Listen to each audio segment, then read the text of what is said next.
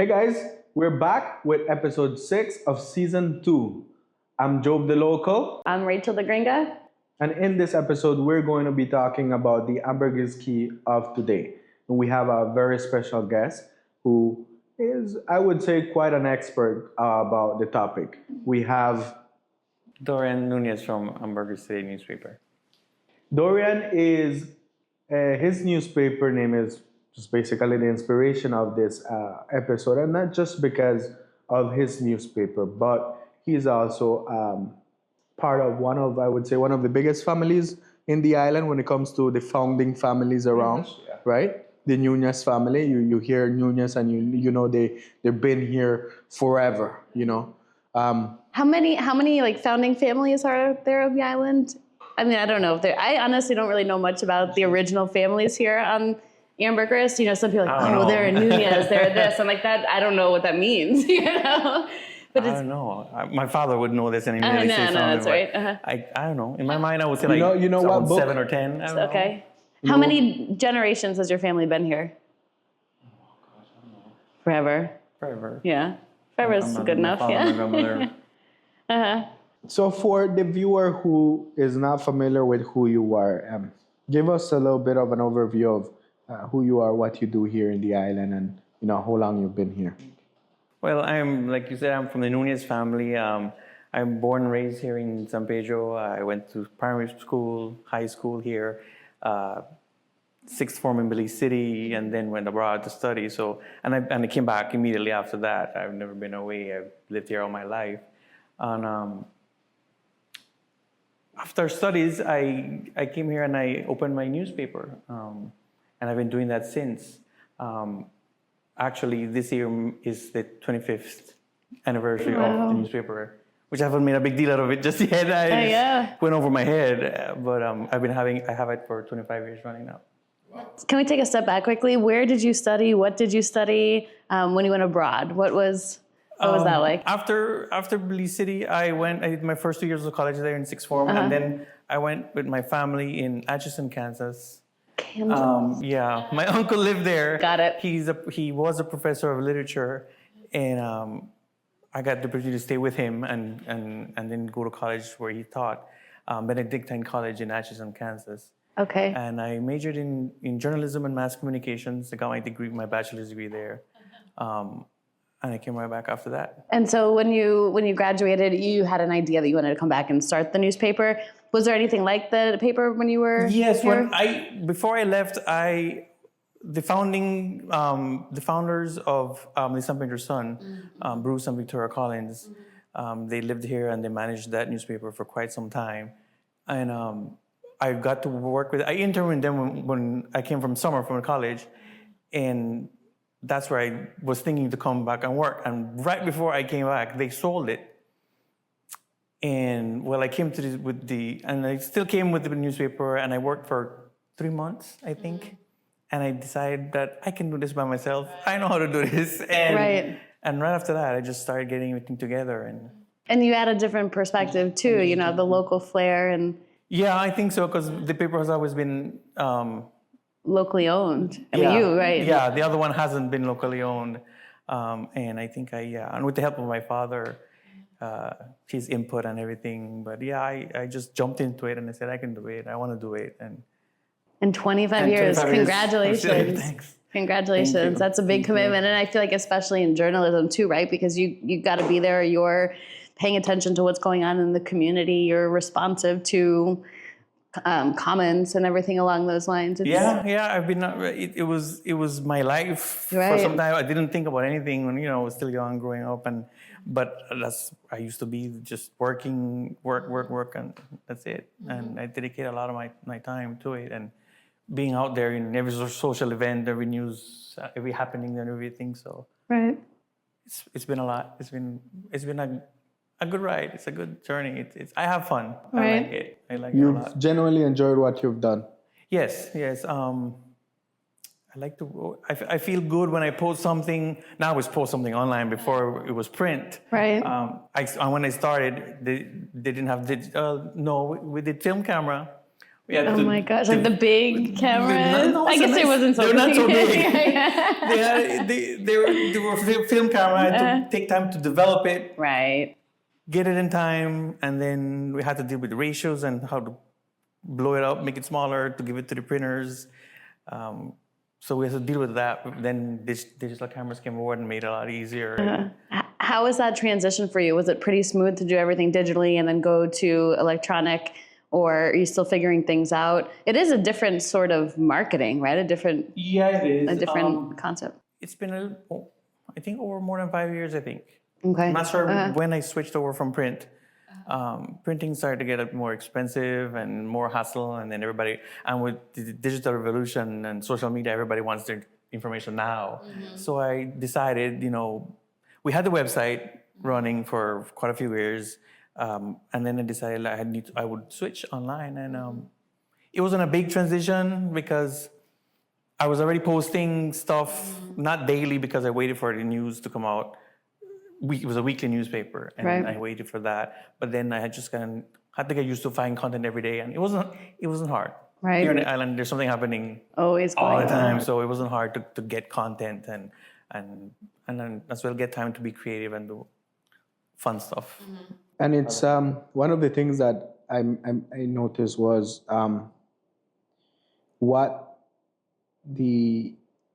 there's probably very little people who can not just tell you, but actually photograph that timeline. That if you would go and, start from the beginning, first pictures that you took way back in the day, and then just make like a time lapse of all of what you have, I think that would be an incredible journey, or just an incredible. You could make a couple hours movie just having.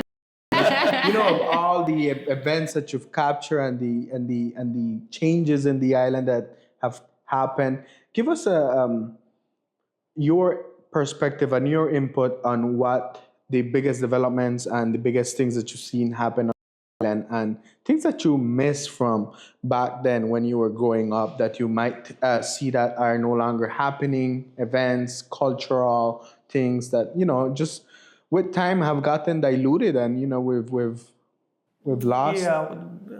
There's quite a bit. I think the one that sticks out in my mind really quickly is Carnaval in February.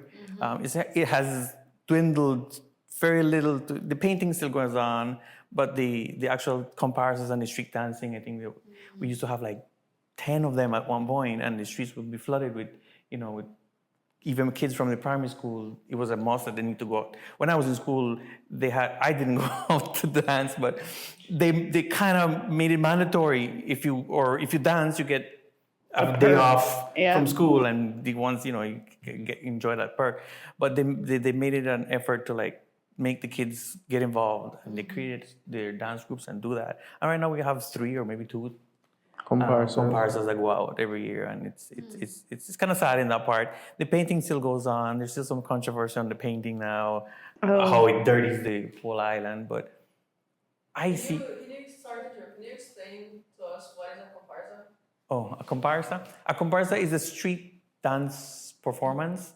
The group gets into character. They choose a character, and they create a dance. They create a song, and they before, when I was growing up, my dad used to write a lot of comparsas. He used to write songs for the Lions group, and they used to come to him to write the lyrics of the song, and they would get into character. But back then, they used to make a parody of the Gringos, and they would dress up in their Hawaiian shirts and their straw hats and mimic them and dance like that, or they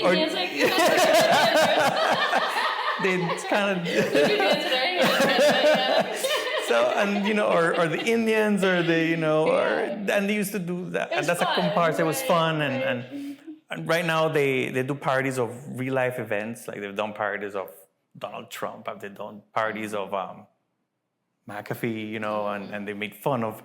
Every year they find something, and they do songs with popular songs from Shakira, from everybody, and it's fun, and I think that. It's still there, and people are hanging on to it. And there's a small group who are hanging to that culture event. And you think it's a thing that the younger generations aren't embracing it, or is it a thing where the older generations are holding on too much to it and don't want to let the reins go? I'm just trying to understand why it has dwindled so much. Because I do remember coming, and the comparsas were a lot larger when I just started coming to San Pedro. I think, I don't know, I think it could be that the new generation is not embracing it as much. I see them going out there and seeing it and liking it, but I don't see them participating as much. The painting part of it, of course, everybody loves. Everybody goes out there and gets painted all over. But I think that's what it is. It's just this generational gap that they don't longer. Yeah. I think maybe the solution would be like, that the town council needs, or whoever is in charge, nature, or whoever in charge of creating a committee where we put, 10 people who are in the 20s, 10 who are in the 30s, and maybe the last 10 who are in their 60s, 70s, that have been, and bringing those groups together, and is like, okay, you're gonna force out 5 different comparsas group out of here. Because sometimes you just might have to, the government or whatever institutions are in charge of it have to come in and just like make it happen. Because I do believe it's a tradition that has, one of the things that I had been thinking too as well, that has been dwindling drastically, especially with many of the I would say very much older folks, the patriarchs that have, passed away and what's not. And, you have, for example, your dad, who was a very prominent figure in this island. Everybody knew Mr. Nunez. I do remember, and I wanted to ask you this because I have not seen a copy of it. His book, that 25 years ago, which is probably now should be renamed 50 or 75 years ago. Are there still copies of that book around? Yes, there's still copies. My mom has copies. We have quite a few. What they're doing now, the high school has adapted it into their literature course. Okay. So they read that. It's a part of their literature course in the high school. I did, but I don't remember when I was going back. I did it in my first farm, and then I don't remember it being touched again. They just said it at San Pedro, the book. They used to. They used to sell it, but now my mom has it available at her house. When people ask her, I direct it to them. Can you just tell me a little bit about the book? I don't know about it. So this is Rachel, at the when you're like in first farm, they force you to read books because you don't want to read books, literature books. Yeah. Let me tell you, this is one of the books that has truly stand out to me, and I would without problem go back and reading it. And back then, in my youth, I wanted to become a director, and I actually had thought about bringing that book to life, making an actual. Because I truly enjoyed that book. It was one of the books that on the literature. From first one to second one, they force you to read Shakespeare. Who the hell wants to just can't relate to that. Exactly. But this book was something that, and I do believe it should be maybe a work that you might want to bring back and revamp and re-expose to a whole new generation of not just locals, but of experts who probably don't even know it exists. Yeah. Because it's truly a great book. I remember through the stories of, one of the biggest ones that it was mentioned in the book was the sailboat ride to get to Belize City. The sailboat. The name of the book is 25 years ago, and it stemmed out from the newspaper. My dad wrote it as an article. He had a column on the newspaper, and he wrote about San Pedro 25 years ago, and he wrote about everything from like what he said, trips, how they got to Belize City on a sailboat. I talked about how families were raised, how they went to school, everything about life when it was a village. 25 years ago, it was practically a village. It was not a town. So after so many years of writing, my dad compiled some of his best articles, and he wrote it. He intertwined them into a story. Wow. Taking characters from the island, and some other based on, and even mentioned some people who are from the island, and he took their names and their stories and intertwined them in this book. Oh my gosh! It's available only in paper format, or is it on it's available digitally on Amazon? It's not digital. I've been meaning to do that. I think I need to. That would be digitally, fantastic. Since it's a lot easier to get that out. So I've been thinking about that. Oh, that sounds. I would love to read that. I'll have to get a copy from you. I can get you a copy, yeah. I think I know about it. I think it could be easily revamped. Obviously, you changed the book to 50 years ago. I think I can write 25 years ago now. Or you talk about it, right? Years now. Yeah, you talk about it from your perspective, right? The next generation.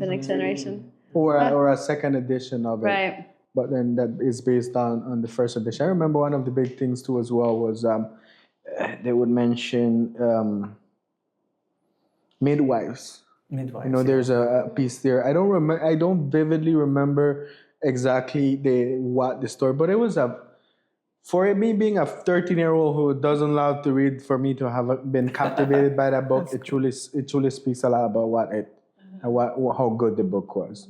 Yeah, absolutely. Give us a little bit more overview to not just because your dad was not just education-wise. I remember he was one of the founding members of the San Pedro High School. Is that accurate? Yeah, wow. right. Give us an overview of who your dad was, and for people to understand why that book. It's not just some regular San Pedrano who wrote it. Yeah. Well, my dad, born and raised here in Allen as well, and his father was a fisherman, so he grew up with going out fishing, and he was one of the few people back then to get an opportunity to go study after primary school. So the island only had a primary school. After the primary school, you either start working but he had the opportunity to go to Belize City, and he studied there, and he became a teacher right after that. And that has been his career. That was his career for his whole life. I know that he came here and he taught at the primary school, at the RC school, and soon after, I think 5 years or so, he got involved with the high school and started. He taught. I think, was he the principal immediately? I think he was a teacher at first for a couple of years, and then he became a principal of the high school, and he was one of the founding members of the high school, which is located where the town council used to be, which is the first floor. I have vague memories of it. I remember being there at the high school there, and then it moved to where it's now. So his life has been education. I think he's influenced a lot of people, a lot of his students, and every now and then I get somebody who comes here and I remember your dad. Props to your dad. I used to hate him, but I know now why he did. I know why he did. Was he a strict teacher? He was strict. Everybody tells me that he was strict, but he was good, and you had to respect him, and you had to follow. You couldn't get mad at him, and because then you realize why he did what he did, and I get a lot of that when I'm out there sometimes, and remembering my dad. And how was it growing up with him? Was he very strict at home? Was he strict with your education?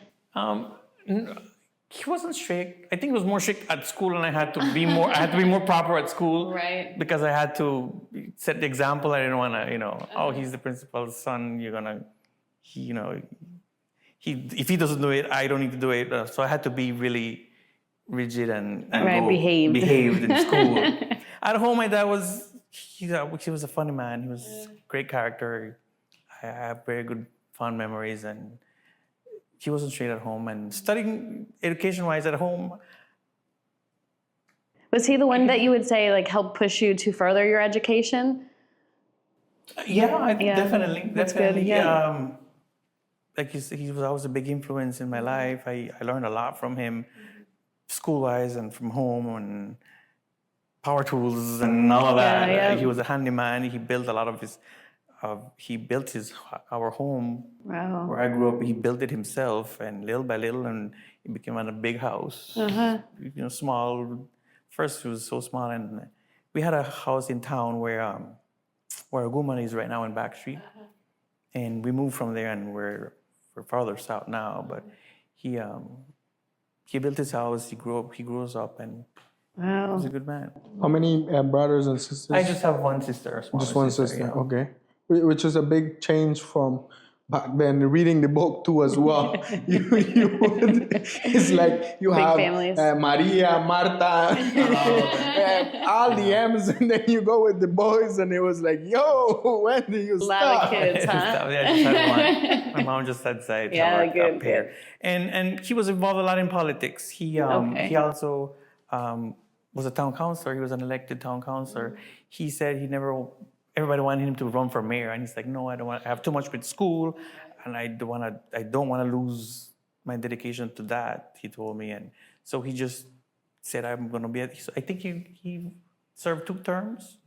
He was elected for 2 terms, and after that, he said, no, I don't want any more, and stick with school. And school was his life. Right, that's he great. used to wake up. We used to go early with him to school. I used to get up and go early with him. I used to open the high school doors and the hallways and everything, turn on all the lights and everything. And he was always there, dedicated, and always wanting to make it grow, and always wanted to expand and offer new stuff and music. He loved music.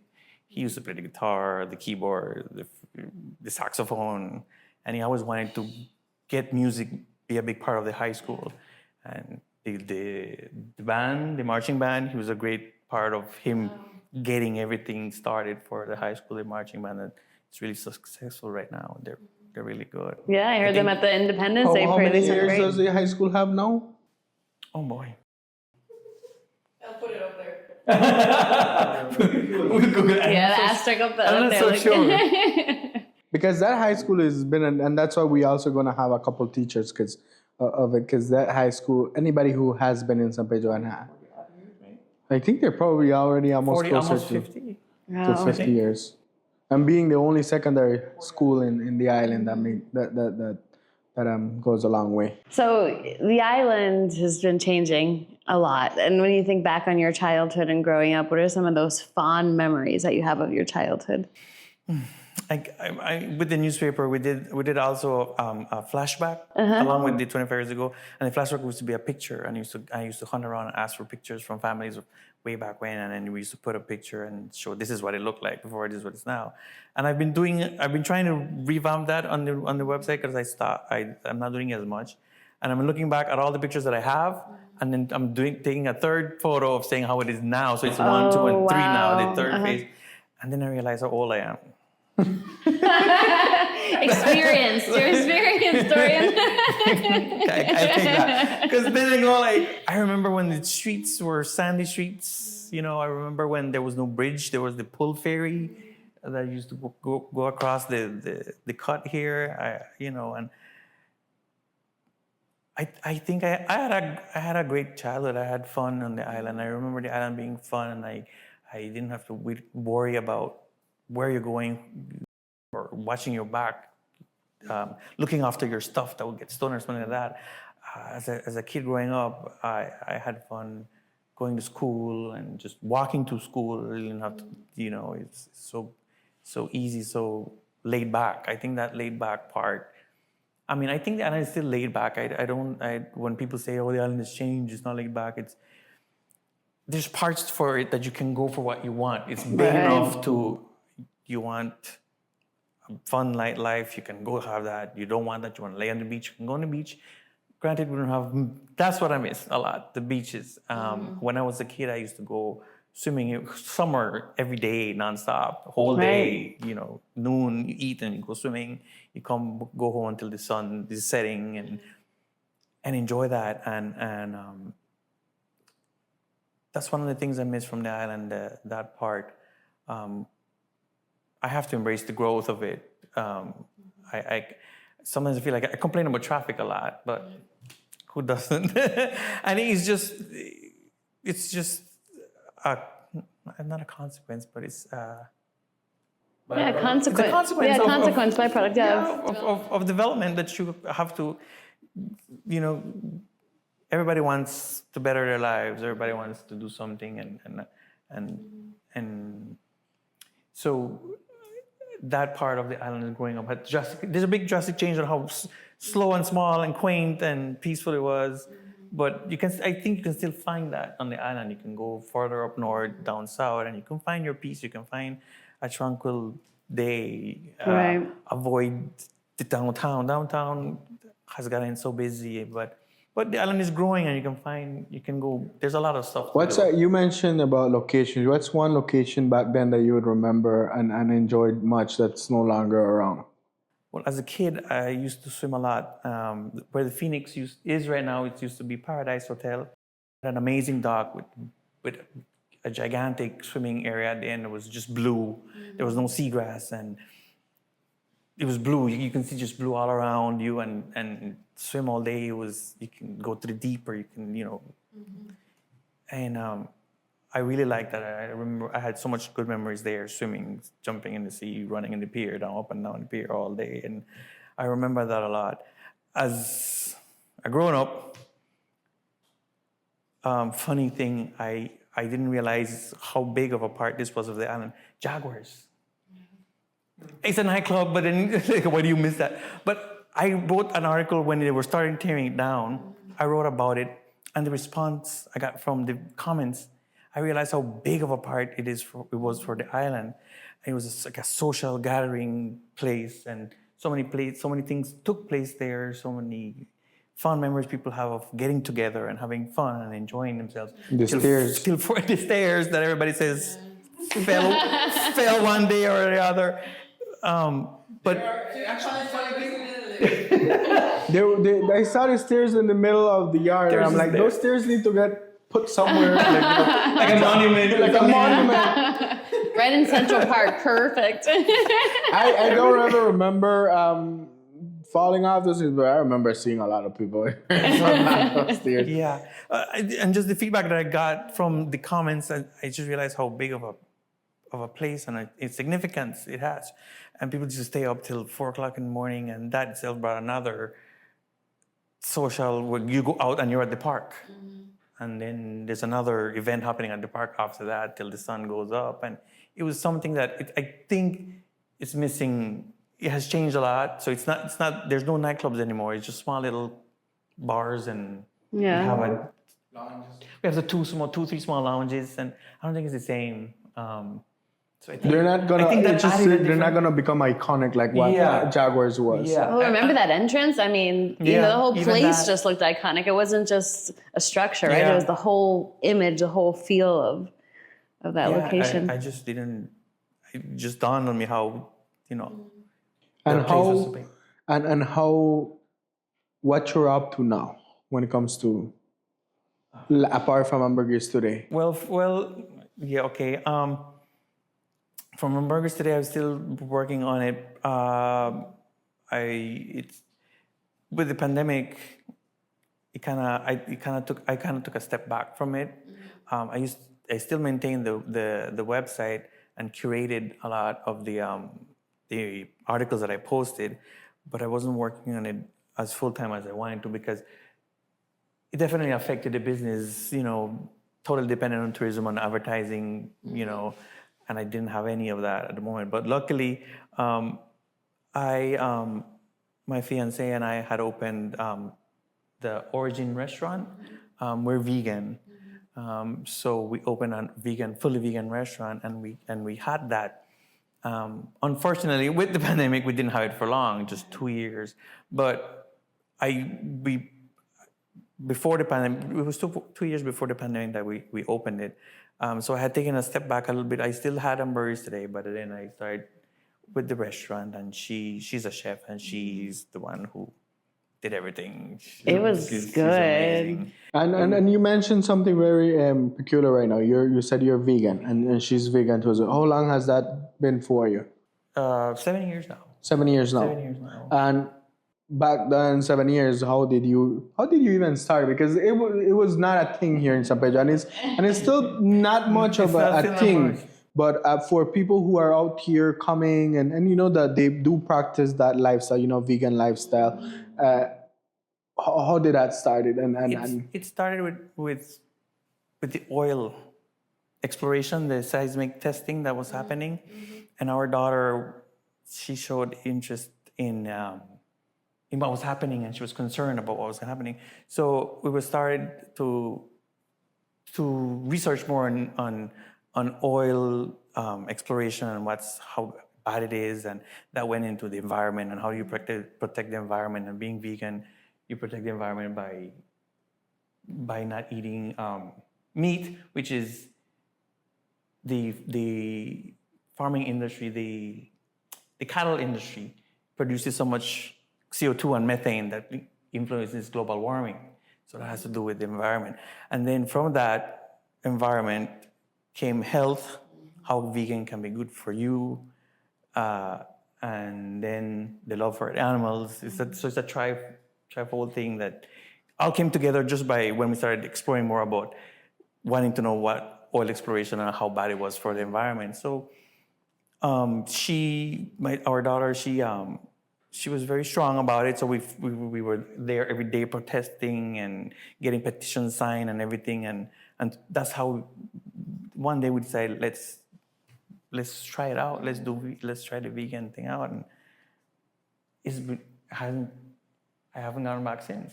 So that means it works. It works. Worked for you. Yeah, that led us to sail the Reef. We did an exploration with Maddie, and we took a little sailboat and sailed all the way from here to the end of the Reef in the country, to make awareness for the Reef. And so it was a week-long sailing trip that we did, and we snorkeled in every popular spots that we could do. And so through that, we've done a lot of stuff. And food vegan-wise, with that, my fiancée is chef. She's like, she wanted to cook, she wanted to do more, and then we had the opportunity to open a little spot, and our customers were 80% non-vegans. Because, like you said, there's not a lot of vegans on the island. We had quite a few. More of the vegans were visitors, tourists who came, and they were happy to find a vegan spot for themselves. Yeah. Yeah, we used to go to Origin quite a bit for lunch. Yeah, I remember, not a vegan, but we would love the beetroot hummus. And there were some really, really good dishes there. How have you found it here as a vegan? Do you find that a lot of places are willing to accommodate or able to accommodate, or you just eat home? We stay home. Yeah. We stay It's home. hard. We don't eat out. There's a few, 2-3 places that has it. Then after a while, you don't go there regularly because you get tired of eating the same thing. You don't have a full menu option of stuff. But we stay home. We cook a lot. She's amazing at cooking, so Yeah, you don't need to go easy. far anyway. It was never, I have to go far. It wasn't a hard transition to do that. And prior to the Origin restaurant, we did I Travel Belize. That's right. Yes. And we took like a year or two traveling the country. We fixed up a van, and we made it into a little home, a mobile home. Question, by just ourselves. is all of this that you're telling us in your website as well, curated in some form? I Travel Belize is we create another website and another business for it. We'll have all these links to all these places, all right? So through the newspaper, I Travel Belize came. So this was before Origin, right? The food part. We did I Travel Belize. So I had my Ambergris Today working on the island, and we used to take off, invited to go visit resorts, visit restaurants, and we traveled the whole country from north to south, east, west, and we've been to the tourist hotspots, and we used to go to waterfalls and cave tubing, zip lining, and cultural events, and the Belize Carnival Parade, Garifuna Settlement Day in Gringa. Wow. And so we decked out. At first, we just had a car and we just to drive around. And then with the popularity of the camping van, the camping life came about, and we bought a Ford van, and then we gutted it out, and then we put a kitchen, a bed, and we traveled and we stayed. We parked by the waterside, or we found there's some hotels that have a parking lot, and you go there, park, and it was fun. That was really, really fun. I had never seen so much of my country before that. I was busy here on the island. I used to travel a little bit, but with that, I've been fortunate to see a lot of beautiful places. So we documented what we did, and it's after we started the restaurant. I travel it's the website's there. We maintain it, and I'm trying again to push Ambergris Caye a little bit more. Like I said, it affected me, so I put it in the back burner. But right now, what I did, I redesigned the whole website, and I'm making it more For Ambergris Today. For Ambergris Today, yes. I'm making it more of, I would say, blog style writing, not fully personal, but more editorial blogs. I'm not making it my day-to-day what I do in the island. Or I went here, did this, I went here, did that. But more of what I see, what I've, like, throughout the years, what I want to talk about, an issue. More conversational. Yeah. And something that strikes me, okay, I want to write about this. And doing that more and stepping back the news part of it. I'm still going to do news. I'm still going to curate whatever. Because I know what my audience wants to read. And, you can tell when you post something, nobody cares. Okay, so I don't want to write about that. So I'm taking a step back at news. One, I think I'm tired of being out there all the time. Plus, there's so much. I see it's an easy transition. Plus, there's so much other medias that News 5 and all of those. Yeah, and there's social media in itself is just everybody's putting out information faster than I can gather or I can get from the officials. But by the time I get something official, everybody has said something and it's out there. Right. So I was thinking of liking to write more editorial style, personal blog posts. So I redesigned the website. I made it simpler and easier and not full of flashy stuff and articles everywhere. So, and I still have my archives of the past articles. So they're all there. You can go through and search all the past news pieces and everything. So I'm just doing that now, and that's what I want to. Decided to give it a revamp and put more. More. And I absolutely understand and get what you mean, because it's like there's just so much main things in life that you can focus on. For example, myself, I'm doing my real estate and I'm doing this podcast, and for a while we had to take a break as I was like, I felt like I was doing too much of and then it's like can get overwhelming. Yeah. My road rock life, I had to put that in the back burner until now. I'm kind of finally walked away from it, because there's just so much. There's only so much you can do, and someone like yourself who and I'm glad that you obviously didn't give up on it, or just said, okay, you know what, I'll do something else or figure something else out, because it is sources and locations like the ones that you have worked so hard to build, where it's not on someone tells you that you know what, your work has established and has meant so much more than just like all your hours that you put in, all the pictures that you've edited. And, I know how excited people were just now about getting your pictures back from the carnival that you've taken. And that reel was good. Yes, that was good. Thanks so much. And those things, I, as a creator too, as well, understand how much time it takes, not just to learn the art, but to do it and process it and get it out. So I just want you to know that, you're doing, las canas te las has ganado. Yeah, and like I said, I've always liked writing. It feels good, and when I think, I feel even if, some stuff don't get as much attention, you can see which does and which one don't. But it just feels good putting something out there, and somebody will like it, somebody will get something from it, and somebody would appreciate it, and it's satisfying, and I like it. I like doing it, and I like like those video reels. I want to do more. I want to do more of that, and I see people get attention from there.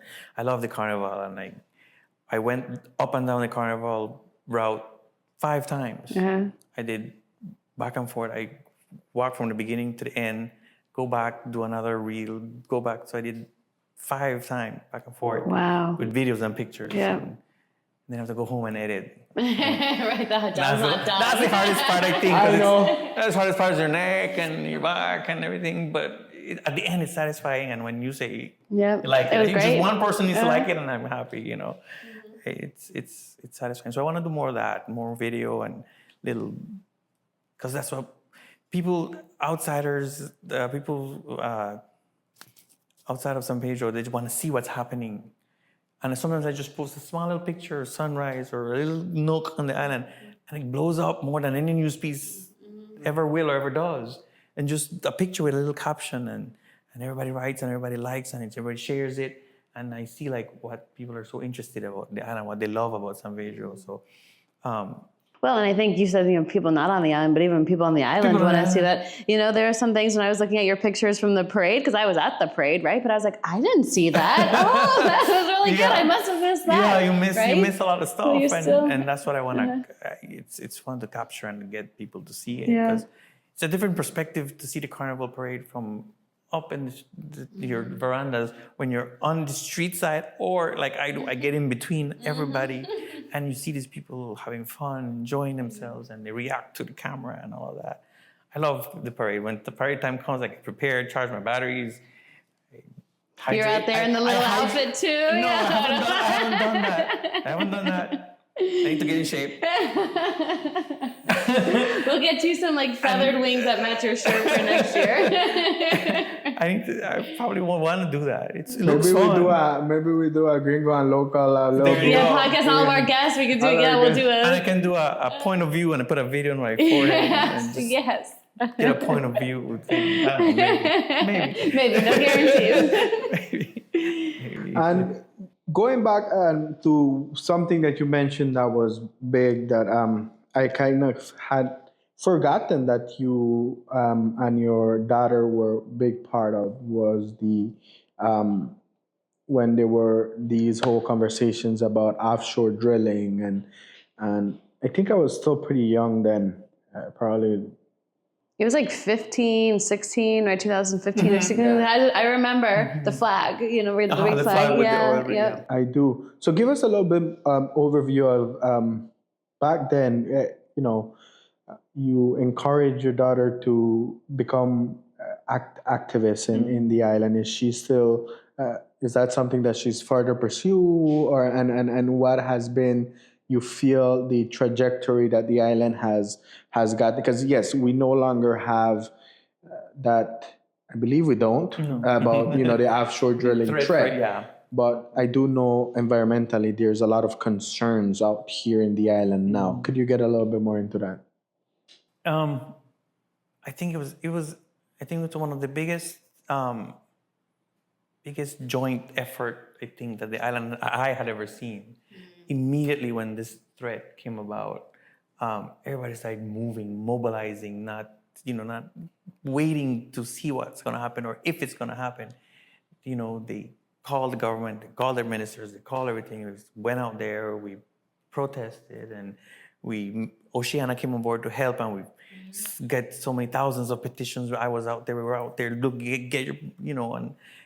sign a petition, and they made it hard because you have to get your social security card, you have to get this, you have to get this, you have to get that. But we managed, and everybody pushed, and it's help. People are asking, give me more petitions. I have a group of people, send these petitions here. So it was a massive effort, everybody. I think people here in this island really care about, they want to preserve the island as much as it's changing, as much as they want to keep it small and not grow as much. They want to preserve the essence of it, of what makes this place beautiful, and what keeps people drawing people to come here to visit, to live, and that's what that event was very significant. It was very big. That I saw how people came together, and they wanted to. They didn't want to happen. My fiance and I went on a boat. We heard the boat, the big ship was out there. We got Elite or Seo to get on this boat, and we went out and followed it and took pictures to show people where it is. Because even the government or Oceana didn't know where it is. We were looking for it, where exactly it is, and we went there, we found it, and there it is. And we saw them drag this big thing that was making the sonic boom, the seismic boom things, and it was insane. So and people shouting at the minister, "We don't want that. Dig it out. Make sure it doesn't go through. We want the ship out." And people didn't stop until the GPS showed the ship a way out from our waters. Wow. And people didn't stop. And after that, that's when the petitions and they're getting the referendum to make government sign that paper that they because it went up to an actual referendum. It went up to a referendum, yeah, and we delivered. We were there. My family was part of with Oceana and WWF, World Wildlife Fund. We were there, and Maddie took the petitions in a folder and took it to Bhutan and handed it over, to the Prime Minister's office. We don't want this, we don't want that. That's powerful. So, yeah, I mean, that's really powerful. She took it upon herself when she learned about how the seismic testing affects the dolphins and the fish, and that I think just got to her, and then that's how she started getting interested in doing that, and that's how we did that whole adventure and everything that came with it, and became vegan because of that. So it's so impressive, and it's just so kind of awing in a way, and seeing how all these small life events in your life have just like a domino effect to now telling this whole big tale of how big things happen, and how the community came together once. I think they need Maddie to help get them together for some of the other changes they want. Job and I were just discussing how it's, a lot of people talk on Facebook and that's it, right? Something upsets them. They talk on Facebook. They'll tag town council as if town council hasn't seen it already, right? And that's it, right? And they just stop. But, to really enact change, it's doing exactly what you were describing that Maddie was doing, going out there, getting petitions, protesting, holding the flag up, being vocal. I think it's a key to change. It's key, and it's hard, and sometimes it's hard, yeah. It's hard because sometimes, people think of the consequences of them speaking out, and the opposition. The opposition is not easy to do that. But I think in that case, people just didn't care of what people will say, or they just it was a common ground. Everybody, we're going to fight for it, and you didn't bother to say what people think because everybody was with you. Right. It was a common effort. Right. That made that easy. Yeah. But I think it still was important for it to reach to that magnitude, because we've seen uproars of how people disagreed to something and the government has still swept it on, and still done whatever they wanted to. So I think it had to get to that level for the government to say, "Oh, no, we're going to back People up." pay attention. We gotta pay attention now, kind of thing. And that's just exactly how you make big change happen in any place. You just have to show up. So now, moving from all this awesome work, not just about journaling the island and showing people all these great adventures that you've done. You could probably sit here for hours and tell us all of the great places you've been. But if you had to pick one place of everything in the island and one place of the mainland that you find yourself, maybe because it was a family memory that you did there, but what are those two places that you hear, one in the island and one in the mainland? Like now in the island, or? Yeah, like wherever in the island. You could have done it 5 years ago, but you still would say, it's something you have to experience, and for the mainland as well. Well, what comes to my mind, I don't think I can say one thing in particular, but I'm an early bird and I like sunrises. And I enjoy the sunrise. And I think you can enjoy a sunrise anywhere along the beach, along the coast here in this island, and just experience the sun rising. And I love the warmth of the sun on your skin and the feel of the salt air. And I think that when I go out on the beach and I experience that particular, I get the feeling of nostalgia of how tranquil, how beautiful this place is, and how beautiful it is when I was growing up, and how still beautiful it is right now, because you can still experience that. Mind you, you have to block off the noise and anything, or put your AirPods on or something. But the music, you can still experience that. And I've always gravitated to the beach. I don't go there as much as I would like to now. Keep busy and you forget about that. But when you get to do that, and like I said, I spent my time swimming all day somewhere when I was a kid. So all of that, being by the water, I think really helps. I think I like being by the water. I think you're like, sorry. No, go ahead. I think you're like one of the turtles that, when they always come back to the place they hatched. Yeah, I mean, I've been living in the city for a bit. When I stay in the city too much, it's still by the water, but it's not the same like here, and I don't like it. In my travels, we loved Hopkins. We loved Hopkins. We found a little alley right on the beach, and we used to park the car all the way 6 feet from the water. And in the mornings, we opened the back door of the van, and that's where the bedroom part was. And again, see the sunrise, experience that. And Hopkins. But the atmosphere The of Hopkins. atmosphere at Hopkins was so different, and it was Placencia, but Hopkins is a lot more quiet. It's a lot more serene. Placencia is like here, it's starting to grow, starting to develop. Kikaker as well. At one point, I was like, we're moving to Kikaker. We went and spent some time in Kikaker, and you're going to dinner barefoot, not even with your flip-flops, barefoot, and this is so great. I hate shoes. I don't wear shoes. I don't own shoes anymore, I don't think. I don't like them. And in Kikaker, when we're there, you're going barefoot to the restaurant, and just so quiet and so calm and so peaceful. So I realized that I gravitate towards that and the coast and the sea and the water. I get seasick, so I don't go out in the boat. But you look at the water at least. The water, the shoreline, and you're San Pedro and you get seasick. So you know what happened, and this is from your dad's book, and I think maybe why you might be seasick. In his dad's book, the 25 years ago, there's a part where, again, because the midwife had a kid, somebody had a kid in the book, and then the umbilical cord. I know what you're going. And it was about having to take the umbilical cord and throw it out in the sea. In the sea. And then I remember I believe it was a midwife who said, I remember it was, ¿qué quieres? Que tu hijo sea un pendejo para estar en el agua? Which is, you want your kid to be like a coward about being in the water. Okay. So maybe they didn't throw your umbilical cord into the water. Maybe, but I manage. I get seasick, and everybody gets to me with that. I'm like, I don't know. I can't control it. I can't control it. But I take my little German pill, and that helps me, and I'm okay. When I did the sailing trip, I used to take it constantly throughout the whole week, and that got me through it because I know I was gonna not make it otherwise. I wouldn't make it otherwise. Yeah, but. So now for a last question, and this is Rachel. Go ahead. If you had the opportunity to be mayor here in San Pedro, what is something that you would improve or change?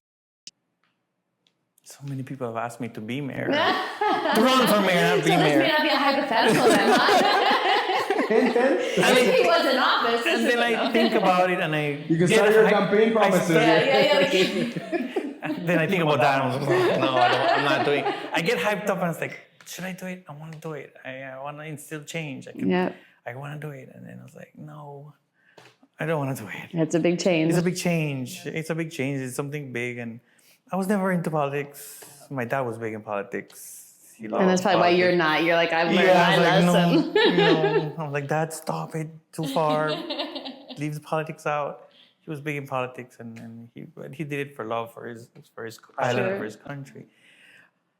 If I was mayor for a day, I think about like, I wouldn't do a specific thing to some physically or I think what I see wrong, or not wrong, but what I see that is not being done more is the enforcing part of what you're doing.